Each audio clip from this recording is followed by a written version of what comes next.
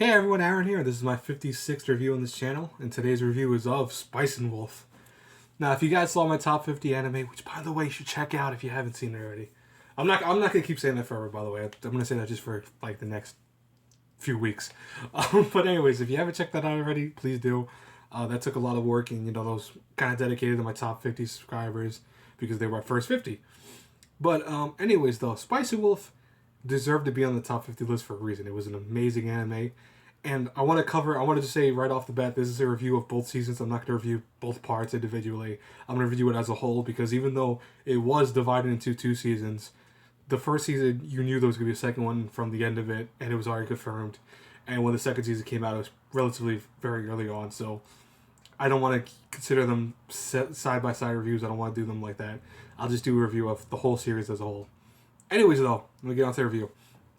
So if you've never seen Spice Wolf, it's a pretty simple story at the beginning. You have our main character, Kraft Lawrence, who is a kind of traveling salesman. He goes around traveling with various materials, but mainly, grains and such like that.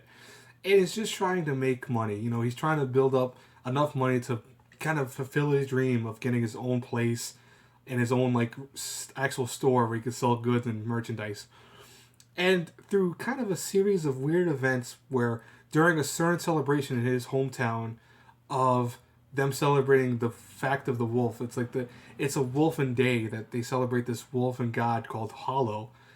They actually end up meeting Hollow. Well, more so Kraft meets Hollow. And oddly enough, these two end up traveling together over the course of, 24, 26 episodes.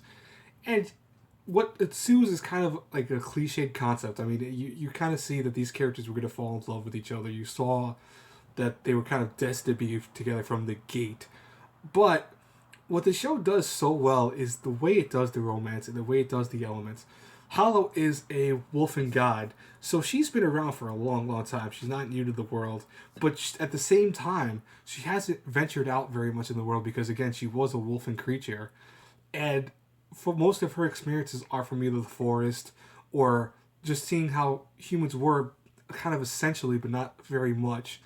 So a lot of times she'll see a new sight or see a new food and she'll be just flabbergasted by it because she's never experienced it before. And also she's been in a sleep coma essentially for a long time until her meeting essentially with Lawrence.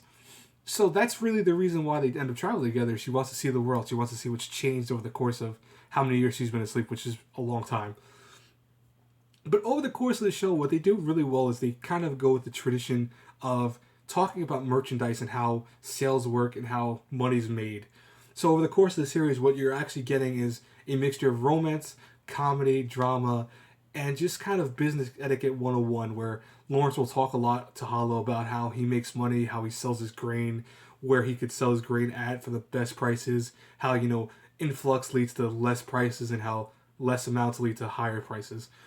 And, you think that sounds like a boring concept right away, but when you actually get into the nitty-gritty of the show, it's not boring at all. It's actually done very well. That it's not really more so you feel like you're learning anything, but more so you're feeling like you're being reinforced with some knowledge of the world.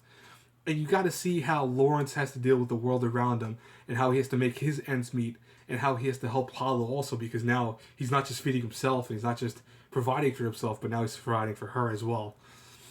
And over the course of the show, they'll have a lot of difficulties in per se besides the romance elements that come up.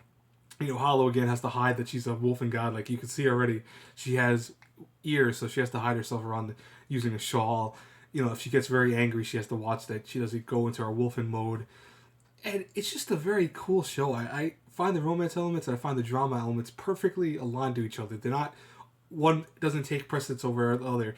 The romance elements are just there for enough that impact of having our characters kind of fall in love with each other, but at the same time it doesn't become too mushy or too like, oh, this is going to happen. It's cliche. You almost at one point wonder if these two were destined to fall in love with each other. And I know I said early on that it's the concept that you know it right away, but there are times where you kind of forget, oh wait, no, this might not happen. Oh wait, it will happen. No. And I think that's really cool. I actually love that fact of this show. Now, if I have any glaring flaws about it, I just think the ending is really bad. The light novel actually ended about a few years ago in the English translation and several years ago in the Japanese actual written language. And what was cool though is that it actually ended on a note where characters had fulfillment of their story. Spice and Wolf ends on a very kind of open-ended ending, like always, which I'm getting really. I'm personally, I hate that in anime nowadays. But when I saw this, I was actually not at the time of seeing that a lot either. I saw that a little bit, but I wasn't seeing that full blown yet because I saw this when it first came out. I saw this also in English dub, and I saw it in a Japanese dub. I saw it relatively, I think, 3 or 4 times. I'll tell you right now, I think the English dub is better because the kind of conveying thoughts come through a little bit easier. But the Japanese dub is just as fine if you're not into subs, or excuse me, if you're not into dubbing and you like your subtitles. No problem. It's actually just fine the way it is, whichever way you watch it. Now, the animation is beautiful for this. I love Spice and Wolf's animation. I can't put that enough into words. It has some beautiful character designs. It has some beautiful elements when, even though there are a lot of times just talking heads, because characters will just be talking to each other quite often, it still looks amazing. The backgrounds look so scenic. The actual characters themselves are very well detailed, rendered. I love the way the show looks. I think it's amazing. If you see it on Blu-ray, it will blow your mind away. It looks so good. Now, again, it does have the issue of the ending, but the plot, the overall character development, where the story goes, the animation, the sound quality, all kind of make up for that. So if I had to review this A through F, A- easily, without a doubt. It never hits me that it gets anything lower. This show is phenomenal.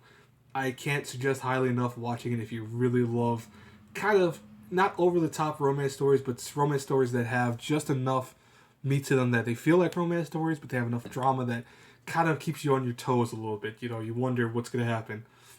Now, once the series ends, I do recommend reading at least the last few novel series because here's the fun fact. Not too much changes in terms of what happens in the light novels. There is some huge differences more toward the later half of the show, but overall, though, you'll still understand everything if you just read the last novel, just to see how everyone's story ends. And I'm not going to spoil that for you guys because I think it's touching. I think it fits the mood perfectly. You can kind of predict it here and there, but I'm not going to spoil it. I don't want to do that. So anyways, guys, I hope you liked this review. Please like, comment, subscribe, the whole 9. Check out my description box for other channels that I think are really cool. Show them some love equally, just as much as you've shown me some love, guys.